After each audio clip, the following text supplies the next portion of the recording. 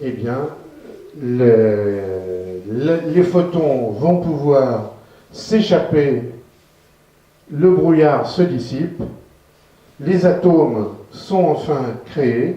Alors les atomes, c'est-à-dire noyaux, et les électrons là, qui ont perdu un peu de leur intensité, maintenant au lieu d'embêter les photons, ils vont se mettre autour des protons pour créer des atomes, parce que les noyaux c'est bien, mais les atomes c'est mieux, nous on est constitués d'atomes. Hein.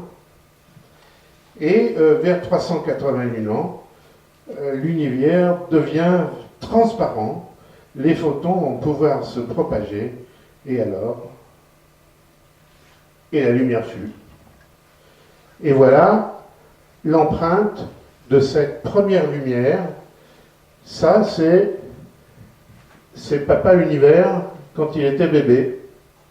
Il n'y a pas d'image plus ancienne que ça que l'on pourra avoir. Ça, c'est nous, 380 000 ans après le Big Bang. Le premier flash de lumière. C'est émouvant. Et c'est ce qu'on appelle le bruit de fond cosmologique dont je vous ai parlé tout à l'heure. C'est en fait, ce qu'on mesure actuellement, c'est une émission fossile de l'émission originale. L'émission originale, la température était à 3000 degrés, maintenant en gros elle est à 3 degrés, et bien l'univers était 1000 fois plus petit il y a à 380 000 ans que maintenant. Et puis c'est directement proportionnel. Alors ce bruit de fond cosmologique, ce big flash comme on dit, c'est en fait les cendres, moi j'ai appelé ça les cendres du feu de la création de l'univers. Quand vous faites un feu, à la fin il reste toujours des cendres un peu brûlantes, un peu gluantes, et bien c'est ça. Les cendres de la création de l'univers, c'est ce bruit de fond cosmologique. Et ça s'est produit 380 000 ans après le Big Bang. L'univers était 1000 fois plus petit et 1000 fois plus chaud que maintenant. Et voilà à quoi ça ressemblait, donc, les dernières cartes de température de notre univers actuel, c'est ça. Et tout ça, toutes ces petites graines vont servir de galaxies. C'est ça, regardez, on va plonger dans une de ces petites graines, et ces petites graines qui sont légèrement plus chaudes que les autres vont attirer un petit peu plus de matière et vont devenir à chaque fois de plus en plus lourdes, et en devenant de plus en plus lourdes vont attirer encore plus de matière, et comme le fric appelle le fric, et bien la matière appelle la matière, et on va créer des points où il va y avoir des amas de matière, ça va donner des étoiles, ça va donner des galaxies, ça va donner des amas de galaxies, ça va donner des planètes dans des systèmes solaires, et ça va nous donner un miracle. Miracle.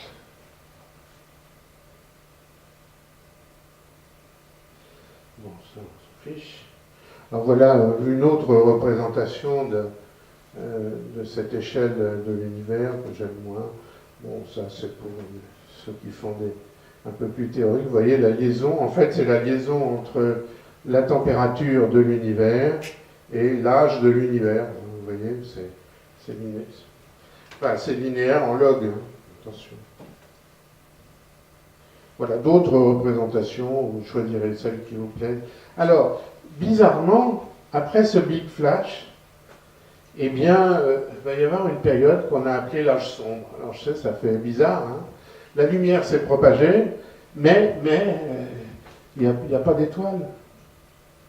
Il n'y a pas d'étoiles, il n'y a que de l'hydrogène, de l'hélium. Les étoiles n'existent pas encore. Donc il va y avoir toute une zone intermédiaire entre ces 380 000 ans et peut-être, disons, le premier milliard d'années, où il va falloir qu'on essaye de créer des étoiles. Et pour créer des étoiles, ben, il faut qu'on crée de la matière d'étoiles. Hein, alors, donc il manque des ingrédients à la soupe. Et ça va prendre des centaines de millions d'années. La température est trop basse dans l'univers. Ils ne peuvent pas se former par nucléosynthèse. Il va falloir attendre l'ère des galaxies et des étoiles. Alors, les premières galaxies se forment par agrégat de matière. La gravité prend le dessus, mais il faut bien voir que les premières galaxies et les premières étoiles n'ont que l'hydrogène et l'hélium pour se former. Donc à partir de ça, il va falloir qu'elles se débrouillent pour créer d'autres éléments dont nous sommes formés. Hein. Et c'est ce qu'on va appeler la nucléosynthèse stellaire, c'est-à-dire à base d'étoiles. Donc ces grumeaux de matière vont servir de base, comme je vous l'ai dit, à la création d'accumulations de matière qui vont servir à créer enfin une étoile. Et ce sont ce qu'on va appeler les étoiles de la première génération, parce qu'elles n'ont que l'hydrogène, l'hélium et un peu de lithium à leur disposition, et avec ça, il va falloir qu'elles se débrouillent. Alors, comme ces constituants sont très légers, en fait, on va être obligé d'en employer beaucoup, et les étoiles vont être beaucoup plus massives que les étoiles de maintenant. En gros, 5 à 10 fois plus massives, et elles vont avoir une durée de vie très faible, au sens astronomique du terme, quelques millions d'années. C'est ce qu'on appelle la population 3, mais en mourant, ces étoiles vont devenir des supernovas. Et qu'est-ce qui va se passer? En fait, ces étoiles vont déclencher en leur cœur des réactions de fusion nucléaire. C'est-à-dire que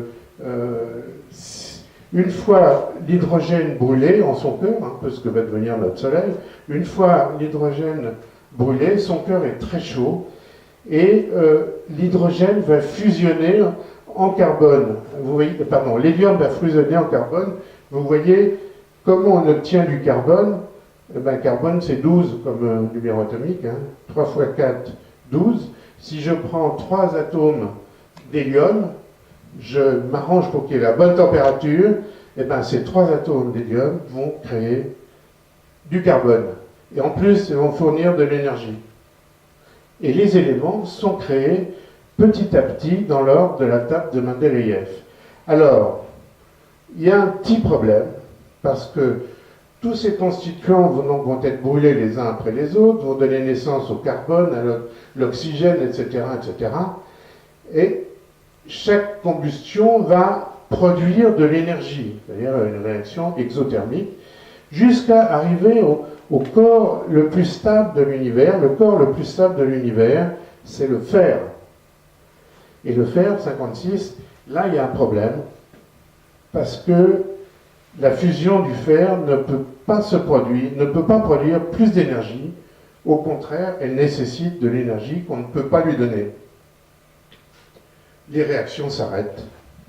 La chaîne de montage des éléments est stoppée. Elle est en grève, si on veut. Et les éléments que l'on a fabriqués ne sont fabriqués que jusqu'au fer. Bon, c'est embêtant, ça. C'est embêtant, parce que, en gros, 1 milliard d'années, au bout d'1 milliard d'années après le Big Bang, les premières protogalaxies sont formées, tous les éléments jusqu'au fer sont synthétisés, mais le fer c'est bien, mais l'or ou nous c'est mieux, parce que nous on a d'autres éléments que le fer dans notre corps. On a du zinc, on a du cuivre, on a du plomb, non j'espère qu'on n'a pas trop de plomb. Voilà. Alors comment on va faire? Eh bien, c'est encore les étoiles qui vont nous aider. Parce qu'au centre de l'étoile, lorsque cette étoile atteint une masse critique, une masse très importante, ce noyau d'étoile s'effondre sur lui-même et il y a une explosion de l'étoile, une supernova. Et cet événement est tellement brutal qu'il va émettre des neutrons. Et les neutrons, c'est bien parce que les neutrons, ils vont se rajouter aux produits, aux éléments qui existent pour fabriquer des nouveaux corps.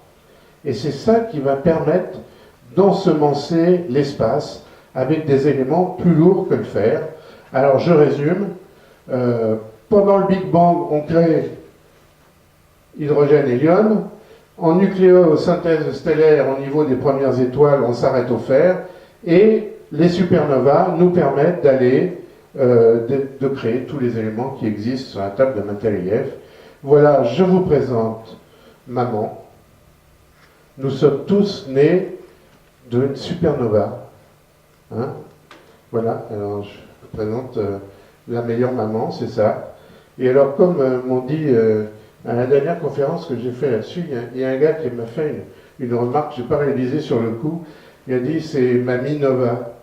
Je n'ai pas réalisé, mais effectivement, c'est Mamie Nova, puisque on est évidemment des poussières d'étoiles, mais on est surtout les descendants des supernovas, parce que c'est les supernovas qui ont fait qu'on a des éléments lourds. Hein. Donc, vous voyez, vous reconnaissez ici le crabe, la supernova du crabe. Donc, nous sommes tous les enfants des supernovas, et ces supernovas, en explosant, vont essaimer l'espace avec des éléments lourds qui vont être accrétés dans des étoiles d'autres catégories, par exemple, et qui vont évoluer jusqu'à arriver jusqu'à nous. Voilà. En fait, nous, les hommes, les animaux, la Terre, ne sommes pas représentatifs du tout du cosmos, hein, puisque le cosmos, c'est principalement l'hydrogène et l'hélium. Alors bon, je ne sais pas si on a une erreur ou un accident, à vous de voir. Voilà, quelques milliards d'années après le Big Bang, nouvelles étoiles et galaxies, nouvelle génération avec des éléments plus lourds, on arrive à notre époque, la température de l'univers est de 3 degrés. Voilà.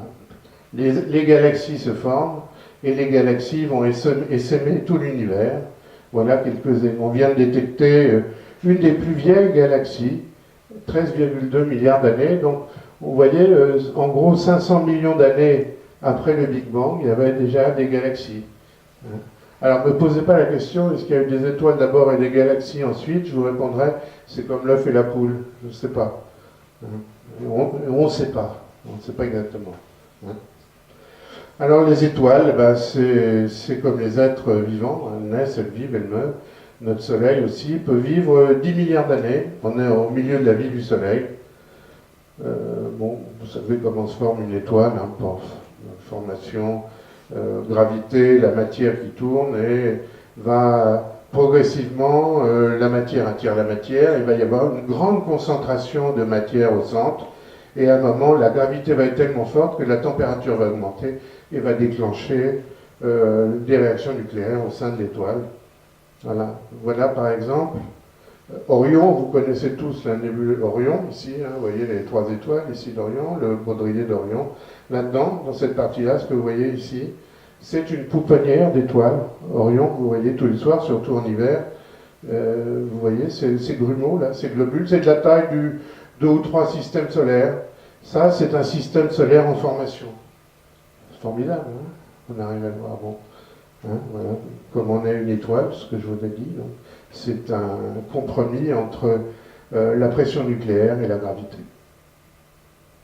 Le destin d'une étoile, très rapidement, c'est déterminé par sa masse, en fonction de sa masse. Hein. Si c'est une étoile moyenne comme le Soleil, eh bien, elle va donner naissance à une géante rouge, puis elle va exploser en ce qu'on appelle une nébuleuse planétaire, elle va donner une naine blanche, alors que les étoiles très massives vont donner des supergéantes rouges et elles vont exploser en supernova. Mais bon, je vous parlerai des étoiles la prochaine fois. Voilà, donc ça j'en reparlerai la prochaine fois. Un mot juste sur notre Soleil et sur les étoiles. Vous voyez la taille, les étoiles ont toutes les tailles, hein. Vous voyez notre Soleil par rapport à Arcturus par exemple. Hein. Et voilà, une superbe nébuleuse planétaire, c'est-à-dire une étoile qui a explosé, et il reste en son centre, toute la masse de l'étoile est concentrée dans cette naine blanche. Hein, c'est comme si vous aviez toute la masse du Soleil en ce point qui est grand comme un petit peu plus petit que la Terre. Et là, c'est toute la matière qui a explosé et qui va progressivement ensemencer tout l'espace. Quelques vues justement de ces merveilleuses explosions d'étoiles.